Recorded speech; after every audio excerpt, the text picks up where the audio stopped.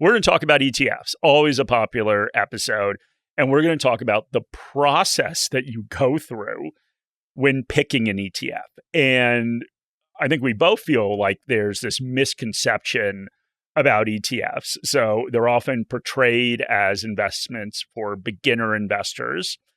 And I think that's because they track well-known indexes, or they have easy to understand themes. They're straightforward to trade. They're more approachable than picking individual shares. However, we still think that all investors should be cautious before choosing an ETF. So there's a big difference from buying an investment, which in theory anyone can do, and then finding the right investment for you. And choosing an ETF requires thoughtful analysis about whether it is the right investment to help you reach your goals over the long term. We speak about this a bit on the podcast, but the investment product industry is not really there to serve your best interests. We are. Are we I guess we sell investment products too. We don't just chat. It's there to create products depending on the demand in the market. So there's a lot more ETFs coming onto the market that are slickly marketed and play on the appeal of a popular theme. Yeah. And so we just think that there should be healthy skepticism about the financial services industry and the products they roll out. We think it's just helpful to go into it with that attitude. Yeah. So today we're going to go through the process of finding an international equity ETF. All right, we're going to go through the steps first. So, and we have talked about these before. It starts with reviewing goals and investment strategy, assessing the ETF mandate. So based on the criteria that you set, reviewing how the mandate is implemented, and then review the rules governing changes to the ETF holdings. So let's start at the beginning, understanding your goals and your investment strategy. So many investors immediately jump to choosing investments because, right, that's supposed to be the fun part of this whole thing. And they skip this process of investing. And investing is the process of defining what you want to accomplish and finding the investments that fit your criteria. So before logging onto your broker, clearly define your investment objectives. And we talk about this all the time. So if you want to walk through, go to our How to Construct a Portfolio episode. Still my favorite episode. It's a good episode. And we did that one very early. That was an early on like one. 500 podcasts ago. Yeah. What number are we on? I think we're around 240, 250 at the moment. It's a lot of podcasts. 250, Will's thinking, yes, it's a lot of podcasts. Yeah, he's nodding at us. Yeah. If it's 250, that's a milestone. Yeah, we should celebrate. We can't because you're going to Europe for a month. But anyway, go back and listen to that How to Construct a Portfolio episode. And we just go through that entire process. You start with understanding the asset class exposure that you need, given the rate of return you need to achieve your goals, and then you go from there. So for this financial goal, we're finding international equity exposure that's for the long term. We don't need to access it for at least the next decade, and I'm not focusing on driving any income from the portfolio in the meantime. So it'll sit in a portfolio that is heavily tilted towards aggressive assets. I'm looking for broad international equity exposure for a holding period of 10 plus years. Right. And so that is not hard to do, but it's just writing that down and defining that really helps to put structure around this. So once you've gone through that process, you'll have a clearer understanding of what you want to achieve. And just understanding that objective makes it easier to identify the criteria to find ETFs. And, we should know that there's a lot of ETFs out there. There are. So the second step is assessing the mandate against your criteria. So each ETF has an investment mandate, and that outlines its objectives, approach, and any guidelines on what the ETF can or can't invest in. And the mandate is one of the best ways to determine if a specific ETF aligns with the objectives that you want to achieve. And finding an international ETF is very broad, but what we can do is narrow down the list with further criteria from the investment strategy that we went through before. Okay, so we'll go back to that. That's the strategy that Shani went through. So one thing is a long holding period. So we know that. What matters is returns achieved after taxes and fees. So we want to keep, of course, taxes and fees as low as possible. We also want to find low-cost vehicles with low turnover, because that is how you get low fees and tax efficiency. So in this instance, we're happy to exchange volatility, so how much it's going to bounce around in price, for long-term returns. Long holding periods reduce the risk of making poor timing decisions on the purchase and sale of ETFs. And the second part of this is that international equity exposure part. And international equity exposure is a broad category, as we said, so let's narrow down the global investable universe. Options include narrowing it down to the developed world or a few specific countries. I could divide global shares into small, mid, or large cap companies. I could pick an active or passive approach. So there's lots of ways to slice the pie, but I think there are about 176 international equity ETFs listed in Australia at the beginning of 2025. The focus here is on broad exposure to shares, which eliminates narrow mandates such as thematic ETFs or sector-specific ETFs. So we've excluded, the process we're going through, we've excluded thematic or sector-specific ETFs for a few reasons. And I think that's because if you invest in them, it assumes a couple things, Shani. Yeah, it does. So it assumes that I've picked the right theme or narrow part of a broader market. And it assumes stocks that fit that theme aren't already fully valued. And it assumes I've picked the right fund provider to execute investments in this theme. Yeah, and I think just going through that shows that that's harder to do. So yeah, we're trying to simplify this process. So let's move on to our next step. So you'll want to conduct this exercise for each part of your portfolio, but it's deciding on an active or passive strategy. That's right. And Morningstar conducts a biannual research report called the Active Passive Barometer, which Mark declares is not his favorite report. No, I don't. Do you think I'm going to get fired for this? No. Maybe this you're allowed to have preferences. It outlines where active managers have typically underperformed. Although past performance isn't an indicator of future performance, as we know, it does give valuable insights into the types of markets where an active manager may be able to add value and where passive investments may fare better. Overall, Shani, the general theme of this report is that passive investments tend to outperform active over the long term in most sectors and markets. And one big reason for this is they're not handicapped by high fee levels that they have to overcome before beating that benchmark. So what we do see, though, is that there are areas where active managers are able to add value. There are sectors and asset classes that might not be well covered by analysts in the broader market, where they're able to find opportunities. Examples of this include real estate funds and bond funds. And if anyone's interested in this report is free. So you can go in and see these different sectors and see how active versus passive performed. So you can just find this by searching for the Active Passive Barometer report on Google. Or your chosen search engine. Exactly. We have no preference. Yes. Yeah, we're independent here. But with those results, we don't believe the track record for active managers is strong enough to justify choosing an active fund for a long-term investment. So the next step is reviewing how the mandate is implemented. Most developed markets require fund managers to display their entire holdings list, and it's pretty frustrating that this isn't the case in Australia, isn't it, Mark? You just do this because you like it when I get angry on these things.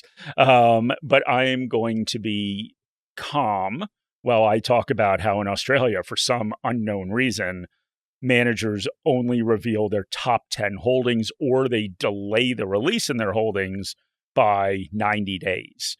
So in theory, this is supposed to protect their intellectual property, but in reality, it just makes it more difficult for investors to understand what they're investing in. And I think both of us are big fans of transparency.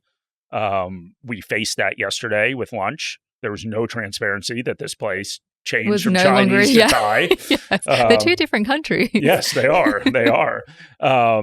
But anyway, we think transparency is helpful. We get the holdings from ETFs and funds, though, at Morningstar. So that makes it easier for us and hopefully to help you find something that fits your criteria. And understanding the exposure helps you assess how the ETF fits into your portfolio and whether it complements your existing investments. So you can look for overlap with existing holdings. Okay, so we did a search for passive international ETFs and broad ETFs. So the main ones that we came up with, there is BetaShares Global Shares ETF, BGBL is the ticker symbol for that. There's iShares Core MISCI World ex Australia ESG ETF, that's a mouthful, IWLD, and there's Vanguard MISCI International ETF.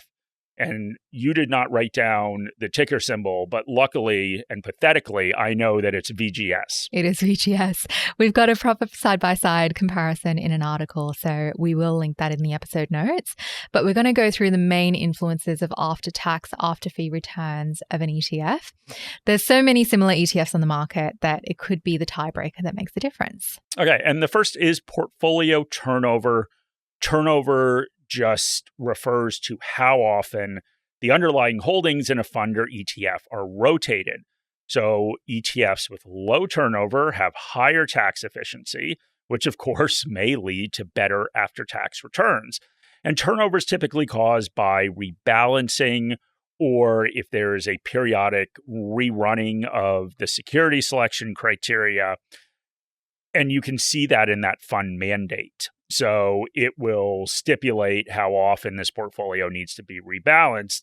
And if it's frequently, that will influence that portfolio turnover rate and the tax that you will owe. So the portfolio turnover rate for IWLD is 4.92%. VGS is 1.38%. And BGBL is not available. Not available.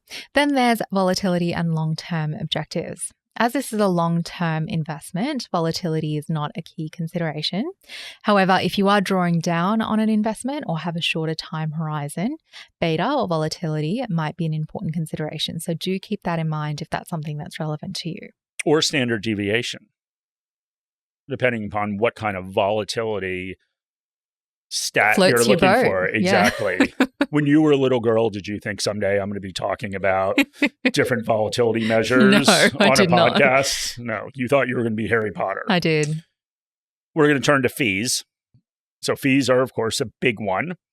If Shani was Harry Potter, she could make fees disappear, right? Even Harry Potter doesn't have that much power, Mark. Okay, well, there we go. John Bogle made a lot of fees disappear. So maybe you should have been more into him when you were younger. But there are several fees that are attached to an ETF if you can't make them disappear. Shani's written about the total cost of owning an ETF. We will put that link in the podcast notes. But you should think about all these fees on a total cost basis. So high fees are drag on returns, and this should be the determining factor if ETFs are basically identical.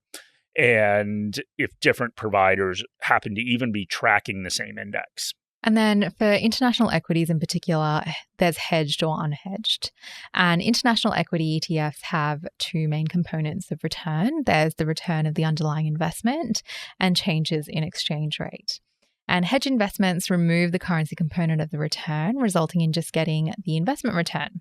And there are several factors that influence the relative performance of currencies. There's geopolitical situations, there's relative levels of interest rates and inflation.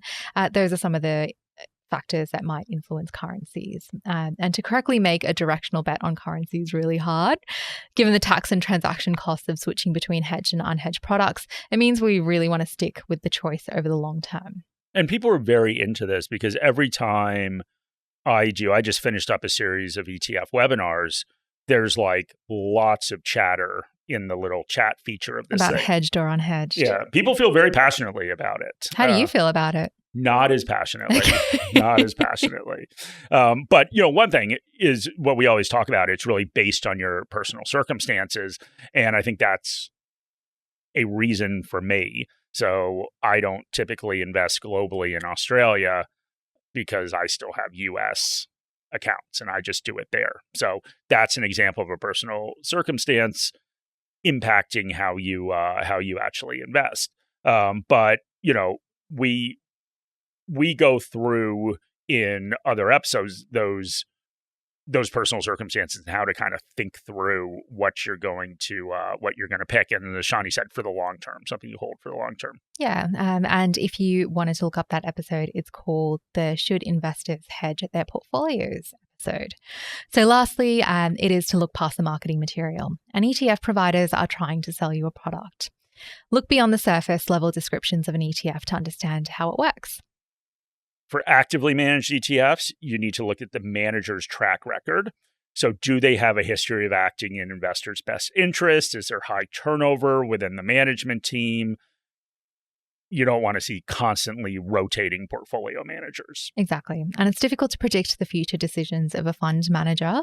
But what we can do is we can have a look at the past track record, and how they have approached governing and running their funds can provide some idea. Okay, so we'll give you an example.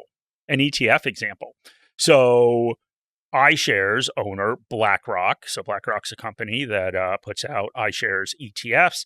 They changed the index that IWLD tracks to an ESG index. And they did this to a few more of the ETFs that they have as part of their product suite at the end of 2022. So doing this means that the ETF divested out of certain industries that did not align with that ESG index. And as an investor, this is a pretty alarming decision. Previous investors weren't given a choice about whether they wanted to track an ESG index. And the switch in index likely results in capital gains as sectors, companies, and non-ESG friendly investments were sold. Yeah, and it's not like there were not ESG ETFs that you could have accessed if you wanted that. So decisions like that is an example that should and potentially would play a role in your decision-making process over which investments to choose.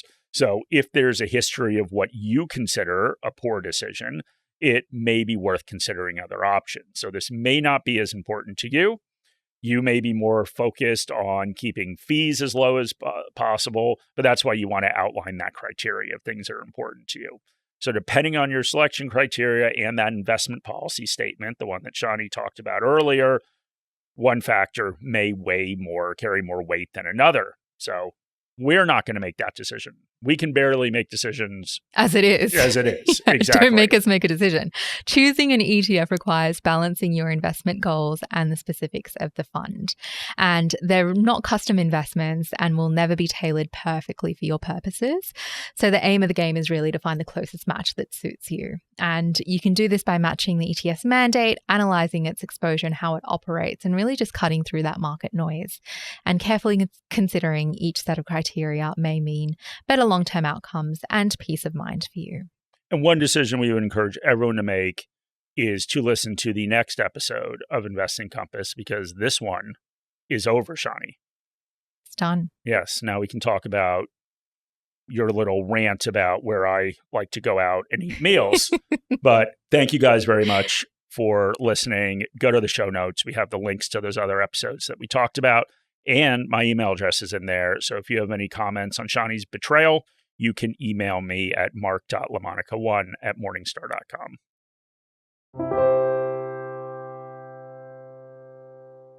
This video has been prepared for clients of Morningstar Australasia Pty Ltd and/or New Zealand wholesale clients of Morningstar Research Ltd.